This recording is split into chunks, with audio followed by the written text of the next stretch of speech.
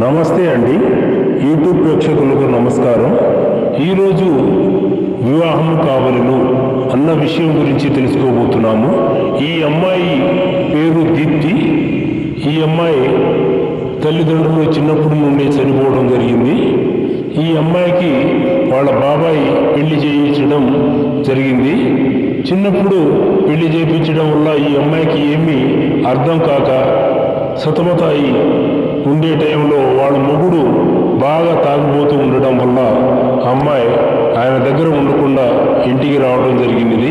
తర్వాత వాళ్ళ బాబాయ్ మాకు మ్యారేజ్ బ్యూరో తరఫున ఈ అమ్మాయికి పెళ్లి చేపియండి అని చెప్పి ఆలోచనతో మా మ్యారేజ్ బ్యూరోకు ఇవ్వడం జరిగింది.